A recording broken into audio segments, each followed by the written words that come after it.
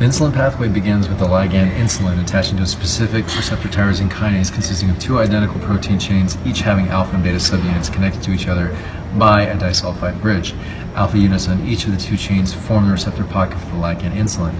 Insulin inserts into alpha complexes and initiates conformation change of the beta units, closing the gap between them, which initiates a cross-phosphorylation. During this act, the activation region of one subunit moves into the active site of the other and creates further conformation of the beta subunits. The outboard tyrosine is now phosphorylated, becoming attachment points for the insulin receptor substrate IRS1, which becomes activated and itself adds 4 phosphates. These phosphates become an attachment point for the lipid kinase phosphoinositide 3 kinase. The shape of PI3 kinase is an active site, which now comes in close proximity to the cytosolic cell membrane surface, and this active site phosphorylates PIP2, an epiphilic molecule that exists in the membrane, into PIP3.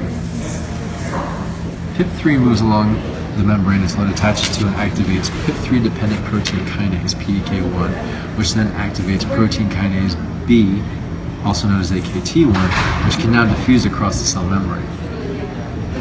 Activated AKT1 stimulates both stimulates movement of glucose transporter protein GLUT4, which increases glucose uptake from the bloodstream to the cytoplasm of the cell, and also inhibits GSK3 by phosphorylation, resulting in increased glycogen synthesis. Acetylcholine, abbreviated ACH, was the first neurotransmitter to be identified. Acetylcholine is synthesized in the nerve terminal from acetyl coenzyme A and choline in a reaction catalyzed by the enzyme choline acetyltransferase.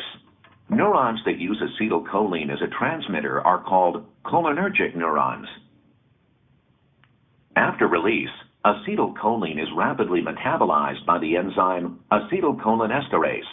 Acetylcholinesterase breaks down acetylcholine into choline and acetate. The choline is transported back into the nerve terminal by membrane transporters and used to resynthesize the neurotransmitter.